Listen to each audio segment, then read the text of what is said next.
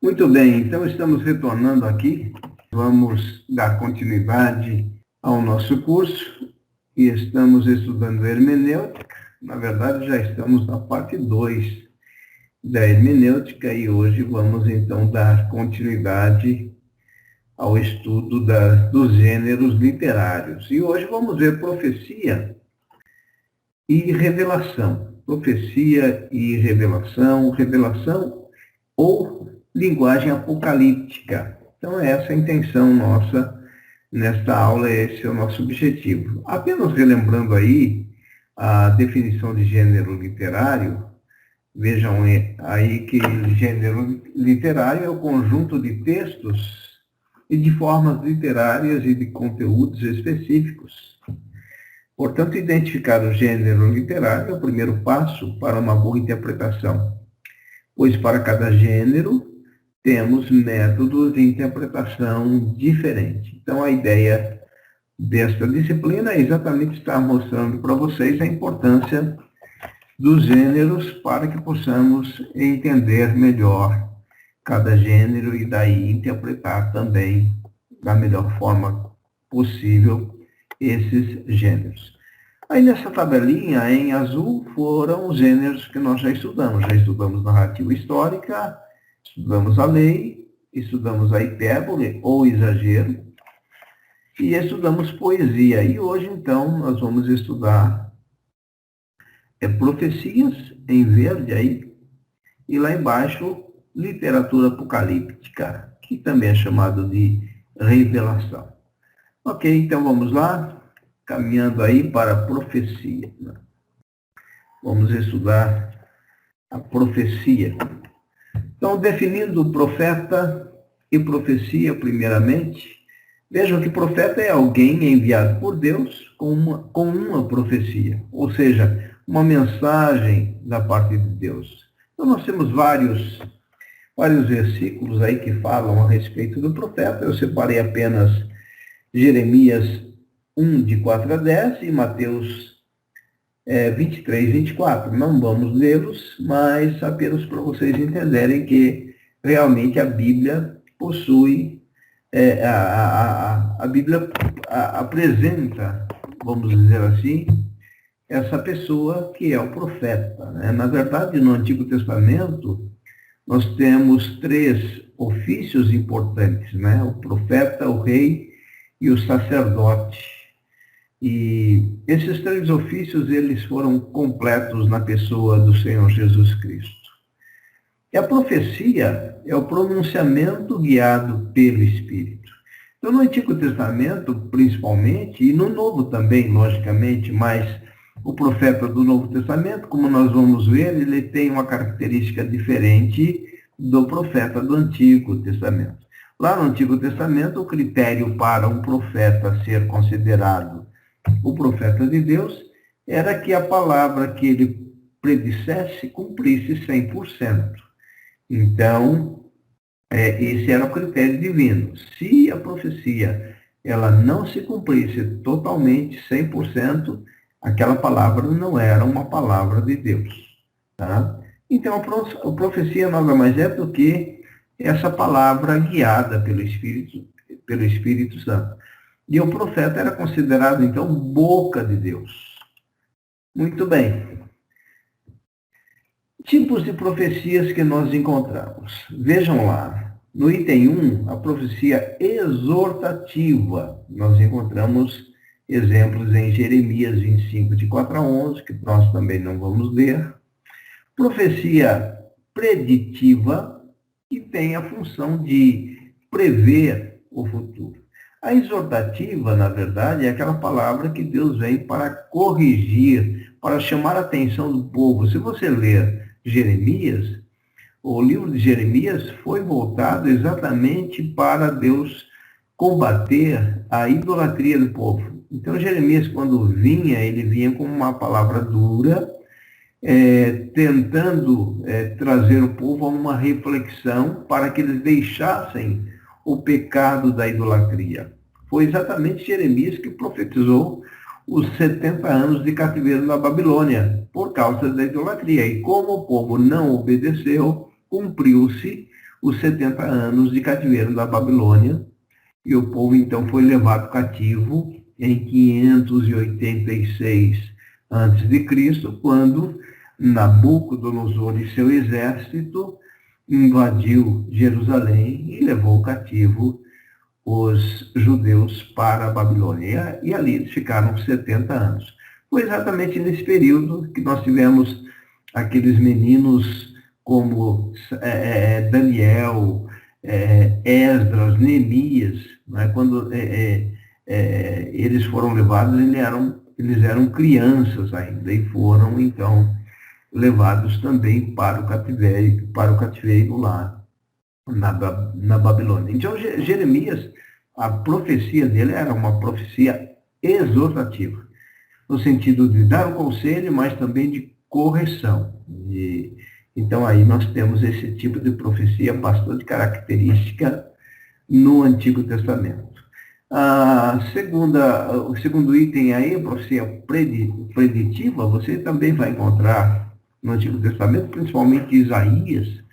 Isaías foi o grande profeta messiânico, né, que predisse e declarou a vinda do Messias. Então, é uma profecia preditiva que visa prever o futuro. Um exemplo da preditiva no Novo Testamento é o sermão escatológico do Senhor Jesus. Então, no sermão escatológico, que nós encontramos em Mateus 24, Lucas 21, em Marcos 13, que esses três evangelhos, eles narram essas profecias de Jesus, sobre o sermão escatológico, quando Jesus então prevê a destruição de Jerusalém e do templo, que ocorreu exatamente no ano 70 depois de Cristo. Acho que eu já falei isso para vocês. E nesse mesmo sermão escatológico, Jesus vai prever o princípio das dores. Então, ele fala do princípio das dores, das guerras, das fomes, das pestes que viriam, e também ele prevê a questão da grande tribulação e da sua segunda vinda e o arrebatamento da igreja.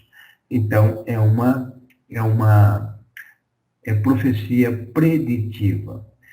O item 3 aí, uma profecia proclamativa, ela tem uma característica maior para o profeta, para a unção do profeta no Novo Testamento.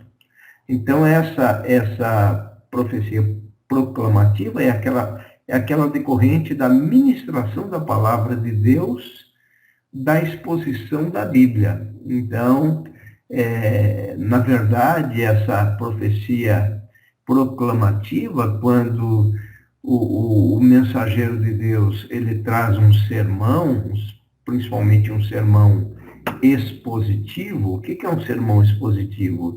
É aquele sermão baseado única e exclusivamente no texto bíblico.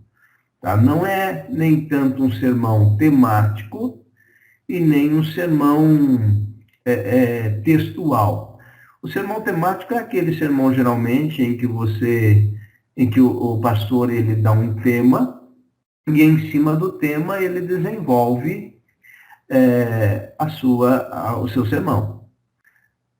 O sermão textual, ele pega um texto e começa a trazer, então, a sua argumentação sobre o texto. Agora, um sermão expositivo, ele tem mais essa característica de proclamação da palavra de Deus. Tá? Então, o sermão expositivo, nós vamos ver, na verdade, esses três tipos de sermões em aulas posteriores.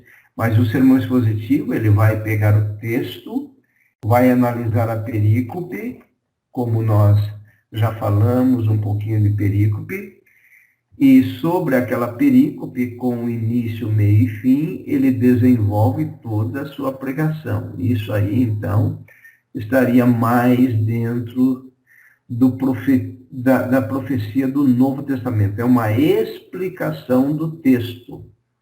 Então, aquela característica do profeta do Antigo Testamento, nós não vamos ver aqui no Novo Testamento. Lá no Antigo Testamento, nós sempre tínhamos o profeta dizendo, assim diz o Senhor. E aí, então, ele predizia, né, a questão do futuro. No Novo Testamento, ele vai proclamar, ele vai anunciar aquilo e vai ministrar em cima daquilo que Deus já revelou.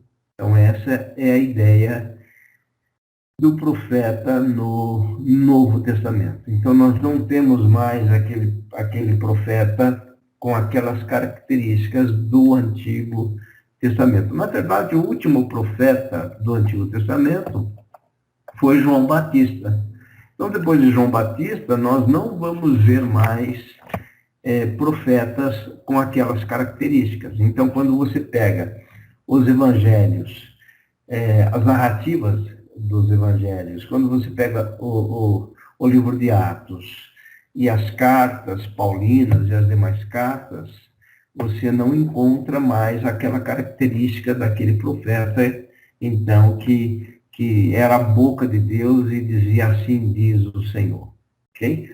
Então, isso é importante nós termos uma ideia para nós podermos, então, fazer uma separação do que é uma profecia do Antigo Testamento e o que é ser um profeta hoje.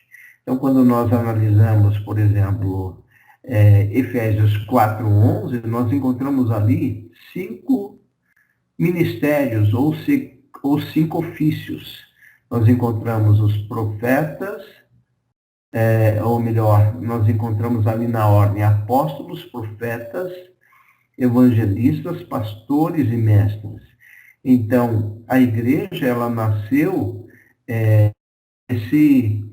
debaixo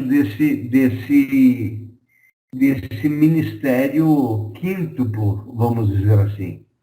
A igreja, ela vem e ela se estabelece sobre, né, esses 5 pilares, vamos dizer assim. O pilar do apostolado, o pilar do profético, o pilar evangelístico, o pastoral e o mestre. Então, nós temos esses 5 ofícios, e dentro desses 5 ofícios, então, nós temos esses profetas aí. Não, volto a dizer, esses profetas que Paulo fala em Efésios 4:11, eles não têm mais aquela característica do profeta do Antigo Testamento. Tanto é que o cânon do Antigo Testamento ele estava sendo formado. Então, Deus estava, ou melhor, o Espírito Santo, né, que é Deus, não está errado, né? Mas a terceira pessoa da Trindade, que é o Espírito Santo, estava inspirando as Escrituras. Então, quando ele levantava Isaías, Jeremias, Malaquias, qualquer um dos profetas maiores ou menores, ele estava levantando com a intenção de que as Escrituras estivessem sendo proclamadas no sentido de exortação, de falar para o povo. Aqui no Novo Testamento, então, nós temos mais o anunciar. Então, o profeta do Novo Testamento, volto a dizer, ele vai trazer a revelação da palavra mais no sentido de exposição do texto e explicação daquilo que Deus deixou registrado. Então, nós não temos profetas com essas características no Novo Testamento. Muito bem. Dando continuidade aqui, então, vejam lá, orientações para interpretar as Escrituras. O que nós vamos ter aí como ponto de orientação que é importante nós entendermos? Primeiro, investigue o pano de fundo, a data e o autor do livro. Os ouvintes originais teriam entendido aquelas profecias? Então, por exemplo, quando nós pegamos Jeremias, vamos continuar aqui com Jeremias, quando Jeremias profetizou a respeito dos 70 anos de escravidão na Babilônia, será que eles entenderam aquela palavra? É lógico que sim. Então, quando a gente investiga o pano de fundo, por isso que é importante na interpretação de qualquer gênero literário que nós tenhamos um panorama geral das Escrituras. Não dá para nós interpretarmos a Bíblia sem termos uma noção geral. Então, quando nós estudarmos as regras da hermenêutica, nós vamos ver o quanto é importante o intérprete, o leitor, ter uma noção geral a respeito das Escrituras. Então, ali, o povo judeu sabia, eles sabiam que eles estavam debaixo de idolatria, permaneceram nisso e sabiam exatamente aquilo que Jeremias estava dizendo. Então, os ouvintes originais, eles entenderam aquela profecia. Quando você pega Daniel, por exemplo, o livro de Daniel já não é tão simples, né? O livro de Daniel, tanto é que o gênero literário ali é apocalíptico, que é diferente da profecia, apesar de que você encontra profecia em Daniel, né? Mas a ideia para nós estudarmos e interpretarmos a profecia é investigar o pano de fundo, ou seja, para quem foi escrito, em que época, a data, quem foi o autor, essa é a ideia. E perguntar sempre, né? Tentar verificar, investigar se os ouvintes originais teriam entendido a profecia. Então, quando a gente estuda o livro de Jeremias, o livro de Isaías, nós vamos ver que realmente aquela palavra foi específica para o povo judeu e eles entendiam muito bem aquilo que o profeta estava dizendo. No caso de Jeremias, era tão certo o fato de que os judeus estavam entendendo que eles ficavam bravos com Jeremias. Eles queriam destruir Jeremias, tanto é que lançaram Jeremias numa cisterna.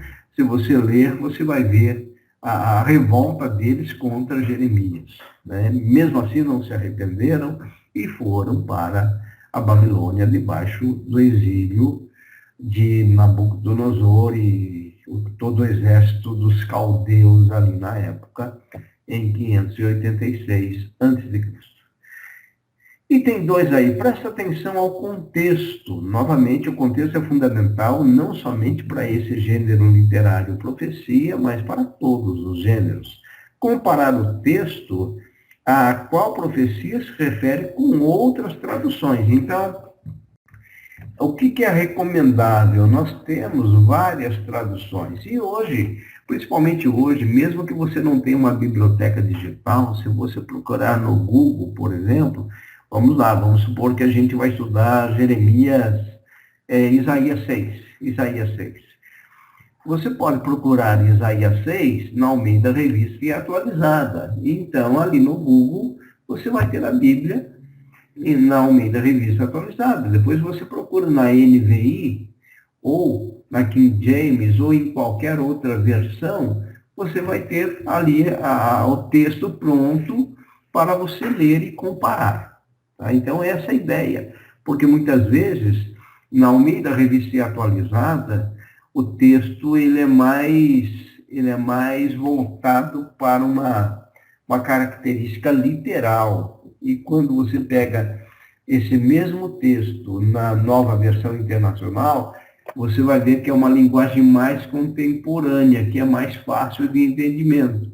Se você pegar o texto na Nova Tradução da Linguagem de Hoje, é mais contemporâneo ainda. Então, quando nós vamos comparando, fica mais fácil o entendimento. Então, todas as vezes que nós formos estudar um texto, agora independente, para vocês aqui que estão estudando, né, independente de nós darmos continuidade, ou melhor, de darmos continuidade não, independente de nós sermos um professor de escola bíblica, um pastor, mas todos nós que aqui estamos fazendo esse curso devemos encarar a Bíblia com esse estilo, né, com essa forma de pensamento de que devemos encarar a Bíblia com seriedade e não fazer uma leitura superficial apenas. Uma leitura superficial, você vai pegar, vai absorver algo superficial, mas quando você faz uma leitura mais apurada, você vai absorver mais.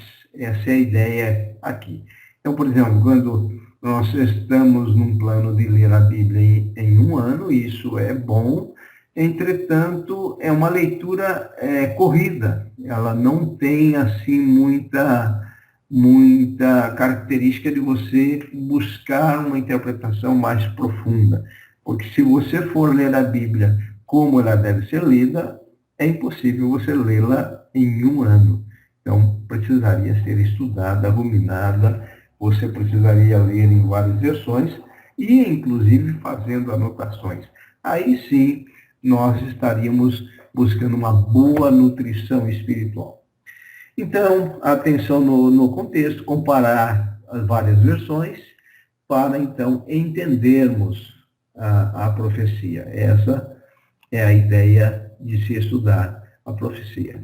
Outro ponto fundamental na profecia é a questão da linguagem figurada e do simbolismo, tá? Então, você já tem que partir, por exemplo, para uma leitura com esse pressuposto. Você vai enfrentar uma linguagem figurada, expressões poéticas e muito simbolismo. Então, não adianta você querer ler uma profecia literalmente, como nós aprendemos a respeito da lei e até mesmo das narrativas. Então, quando você lê a lei, ela é bastante literal. É aquilo que nós falamos, não matarás, não roubarás, isso não precisa de interpretação. Agora, a profecia não, ela vem carregada de linguagem figurada, expressões poéticas, que tem muitas figuras de linguagem, como vocês já viram, e muito simbolismo. Então, isso é profecia. Profecia é a linguagem de julgamento, isso traz angústia, anseio e celebração. Tá? Então, tudo isso nós encontramos na profecia. Então, por exemplo, se nós analisarmos o sermão escatológico de Jesus, vamos pegar novamente o sermão como exemplo, ali vamos pegar Marcos 13, que é o mais resumido, né? É o sermão escatológico, porém ele está mais resumido. Então você vai ver a questão, então, do Jesus profetizando a respeito da destruição do templo. Isso certamente trouxe angústia para aqueles que ouviram aquele sermão, né? Ou aquela profecia. Trouxe angústia. Mas quando ele fala a respeito da segunda vinda, da própria segunda vinda dele, ele vai gerar no coração dos seus leitores, daqueles que ouviram, e no nosso coração, hoje em dia, o anseio e a celebração com aquele resultado da profecia. Então, ali no sermão escatológico, você tem a questão da destruição de Jerusalém, destruição do templo. Ele vai falar a respeito da grande tribulação, a respeito, então, da sua segunda vinda e do arrebatamento da igreja. Então, nós encontramos ali no sermão escatológico de Jesus uma profecia completa, como um gênero emotivo também. A profecia está cheia de quadros poéticos e expressões exageradas, muitas vezes. Tá? Observação. Se o autor tensionava que sua linguagem fosse entendida literalmente, devemos entendê-la literalmente. Então, nós vamos ter literalidade também na profecia. Então, no sermão escatológico de Jesus, nós temos muita literalidade, sem dúvida nenhuma. Se ele tensionava que suas palavras fossem entendidas figuradamente, de modo semelhante, devemos entendê-las figuradamente. Então, é lendo, é na prática que nós vamos descobrindo essas técnicas para fazermos uma boa interpretação. E ainda aqui dentro do exemplo para a interpretação da profecia, Vejam aí esse exemplo aí de Isaías 6, de 1 a 2, que nós temos: no ano da morte do rei Uzias, eu vi o Senhor assentado sobre um alto e sublime trono, e as abas das suas vestes enchiam o templo. Serafins estavam por cima dele, cada um tinha 6 asas. Com 2 cobria o rosto, com 2 cobria os seus pés, e com 2 voava. Pergunta: qual o motivo dessa simbologia? Se você analisar apenas esses versículos, já vai ficar claro que o objetivo, o motivo dessa simbologia que nós encontramos aí em Isaías, em capítulo 6, nesses primeiros versículos, é destacar a glória e a santidade de Deus. Então, veja, quando Isaías vai dizer, no ano da morte do rei Uzias, eu vi. Então, quando aparece esse termo eu vi, significa que é uma visão. Se é uma visão, é algo simbólico que ele viu e ele escreve essa simbologia. Então, por exemplo, ele vai falar: eu vi o Senhor assentado em um alto e sublime trono. Então, ninguém vai duvidar de que ele viu realmente o Senhor, ok? Mas isso numa visão. E as abas das suas vestes enchiam o templo. O que nós devemos interpretar aí? Que a glória do Senhor era tão intensa que o templo estava cheio da glória. Mas o que ele viu? Ele viu, na verdade, a glória de Deus como sendo abas de suas vestes enchendo o templo. Olha só agora, quando ele fala dos anjos, principalmente dessa categoria de serafins, ele vai dizer que serafins estavam por cima dele, cada um tinha 6 asas. Então, o fato de ser uma visão não nos dá autoridade para nós dizermos que os anjos são seres que possuem asas. Vejam o quanto é importante nós entendermos e interpretarmos corretamente uma profecia. Então, aqui, quando ele fala das asas, ele está falando de uma visão. Ele viu isso. Então, isso não nos dá base teológica para nós dizermos ou classificarmos os anjos por categoria, por quantidade de asas. É importante que nós entendamos isso. E, então, o que é importante desse simbolismo, dessa linguagem assim, bem simbólica que Isaías traz no capítulo 6? É exatamente ver o objetivo daquilo, ou seja, o motivo dessa simbologia.